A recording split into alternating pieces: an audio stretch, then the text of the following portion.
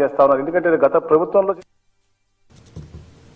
మేడారంలో సీఎం రేవంత్ రెడ్డి మాట్లాడుతున్నారు. ఇప్పుడు లైవ్ చూద్దాం. వేలాది మంది సమ్మక్క సారలమ్మ భక్తులందరూ విచ్చేసి ఈ కార్యక్రమాన్ని విజయవంతం చేసినందుకు మనస్ఫూర్తిగా ధన్యవాదాలు తెలియజేస్తున్నా.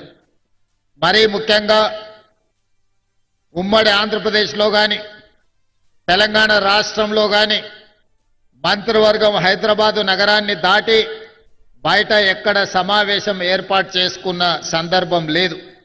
కానీ ఈనాడు ఒక్క మాట సమ్మక్క సారలమ్మ చెంతన మంత్రివర్గ సమావేశం ఏర్పాటు చేద్దామంటే 100% మంత్రివర్గ సహచరులందరూ బాగుంటుంది, బ్రహ్మాండంగా ఉంటుంది, మనం అక్కడికి వెళ్ళి మంత్రివర్గ సమావేశాన్ని ఏర్పాటు చేద్దామని అందరూ ముందుకు వచ్చి సహకరించినందుకు సహచార మంత్రివర్గ సభ్యులందరికీ మనస్ఫూర్తిగా ధన్యవాదాలు తెలియజేస్తున్నా.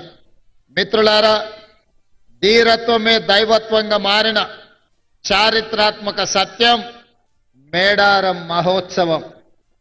ఆనాడు గుడి లేని తల్లులను గుండె నిండా కొలుసుకునే తెలంగాణ అతిపెద్ద గిరిజన జాతర మేడారం జాతర.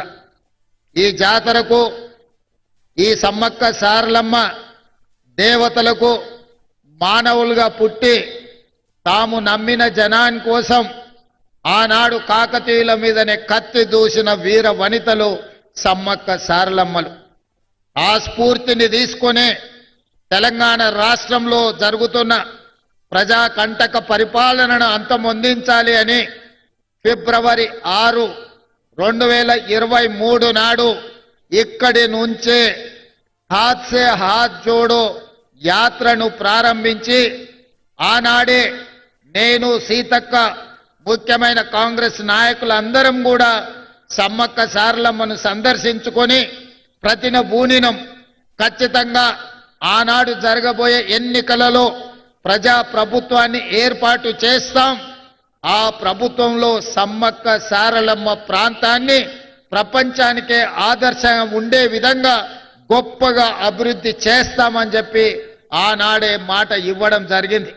ఇచ్చిన మాట ప్రకారం 3 సంవత్సరాలు పూర్తి కాకముందే సమ్మక్క సారలమ్మ ప్రాంతాన్ని ప్రపంచ పుణ్యక్షేత్రంగా ఉత్తరాదిలో కుంభమేళ ఉంటే దక్షిణాదిలో సమ్మక్క సారలమ్మ కుంభమేళాను నిర్వహించి ఈ దేశంలోనే కాదు ప్రపంచ నలుమూలల నుంచి ఆదివాసీలు, గిరిజనులే కాదు గిరిజనేతరులను ప్రతి వాళ్ళను ఇక్కడికి రప్పించే విధంగా ఒక అద్భుతమైన చారిత్రాత్మక కట్టడాలను కట్టాలని దానికి సంబంధించిన నిధులను ఎప్పటికప్పుడు విడుదల చేస్తూ ఈ అభివృద్ధికి మంత్రివర్గ సహచరులు సహకరించారు.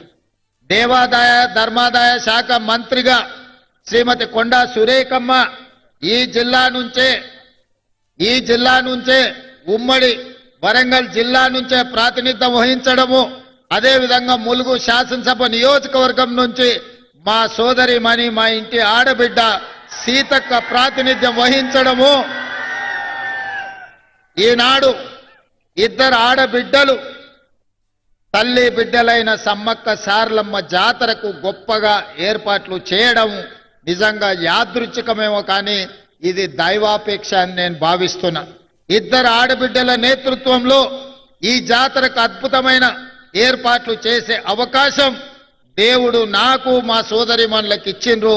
ఇది అరుదైన సందర్భము, ఇది ఒక అద్భుతమైన సన్నివేశం. అదేవిధంగా ఈ కార్యక్రమాన్ని ఇక్కడికే వచ్చి ఆర్కిటెక్ట్స్ తోని ఇతర ఇంజనీరింగ్ నిపుణులతో మాట్లాడినప్పుడు 100 రోజుల్లో పూర్తి చేయాలి అని అంటే అందరూ ఆశ్చర్యపోయిండ్రు. ఆ రోజు వరంగల్ జిల్లా ఇన్ఛార్జ్ మంత్రి శ్రీనివాసరెడ్డి గారికి నేను ఒక మాట చెప్పిన, ఏది ఏమైనా 600 అక్కడి సూర్యుడు ఇక్కడ ఉదయించిన జనవరి 28 తారీఖు జాతర ప్రారంభమయ్యే లోపల ఇక్కడ పనులు పూర్తి చెయ్యాలి, నువ్వు ఏమి చేస్తావో నాకు తెలియదు, అది మీదే బాధ్యత అని పొంగులేటి శ్రీనివాసరెడ్డి గారికి బాధ్యత అప్పచెప్పిన. ఇక ఆ రోజు నుంచి వారు వెనుదిరిగి చూడలే. ఎంతో మందికి నిష్ఠూర్కమైనా కూడా ఈయనే కూర్చొని ప్రతి సందర్భంలో ఈ పనులను పర్యవేక్షించుకుంటూ ముందుకు తీసుకెళ్ళారు. వారితో పాటు ఆర్థిక మంత్రి గారు కూడా మిగతా సందర్భాలలో వారు కొంచెము ఖజానాకు గట్టిగా ఇట్లా పిడికిట్లో పట్టుకుంటారు. ఈ విషయంలో మాత్రం అడిగిన వెంటనే ఎంత కావాలంటే అంత, అవసరమైతే ఇంకేమైనా కావాలన్నా తీసుకోండి, ఎట్టి పరిస్థితుల్లో జనవరి 28 తారీఖు లోపల అన్ని పనులను పూర్తి చెయ్యాలని పెద్ద మనసుతోని ఖజానాలో నుంచి నిధులిచ్చి ఈ రోజు ఈ అద్భుతమైన సన్నివేశానికి సహకరించినందుకు వారికి కూడా నేను ప్రత్యేకమైన కృతజ్ఞతలు తెలియజేస్తున్నా. మిత్రులారా, ప్రతి మనిషి 50 ఏళ్ళు 60 ఏళ్ళు 100 ఏళ్ళు జీవిస్తాడు. కానీ అతను మరణించిన రోజు అతని కుటుంబ సభ్యులు గాని అతనికి తెలిసిన వాళ్ళు గాని అతని జీవిత కాలంలో ఏమైనా ప్రజలకు ఉపయోగపడే పని చేసిండా అని వెనుదిరిగి చూసుకుంటే చాలా మంది జీవితాలలో శూన్యం కనిపిస్తుంది. కానీ నాకు ఒకవేళ ఏ రోజైనా మరణం అంటూ వస్తే ఆ రోజు వెనక్కి తిరిగి చూసుకున్నప్పుడు సమ్మక్క సారలమ్మ జాతరకు అద్భుతమైన ఏర్పాట్లు చేసి గిరిజనులకే కాదు గిరిజనేతర సోదరులకు కూడా ఒక మంచి పుణ్యక్షేత్రాన్ని అందించిన అనే సంతృప్తి మిగులుతుంది. ఇది అరుదైన అవకాశం. 800 సంవత్సరాల చరిత్ర కలిగిన సమ్మక్క సారలమ్మలు కాకతీయులపై పౌరుషాన్ని ప్రదర్శించి కాకతీయుల మీదనే కత్తి దూసిన ఆడబిడ్డలకు గొప్పగా ఈ ఏర్పాట్లు చేయడము నాకు జీవితకాలం గుర్తుండిపోయే సందర్భం. అందుకే ఈనాడు మొత్తం మంత్రివర్గాన్ని రాష్ట్ర ప్రభుత్వాన్ని ఇక్కడికి తీసుకొచ్చి సమ్మక్క సారలమ్మ సన్నిధిలో 2023 ఫిబ్రవరి 6 తారీఖు నాడు ఏ మొక్కైతే మొక్కినమో ఈనాడు ఆ మొక్కును చెల్లించుకున్నాము. ఈ సంతృప్తి జీవితకాలం గుర్తుంటుంది. ఖచ్చితంగా ఇక్కడ ఒక తిరుపతి స్థాయిలో ఒక కుంభమేళ స్థాయిలో భక్తులు నిరంతరం ఇక్కడికి వస్తూనే ఉంటారు. వాళ్ళకు కావలసిన ఏర్పాట్లన్నిటిని కూడా ఈ రోజు అభివృద్ధి చేస్తాం.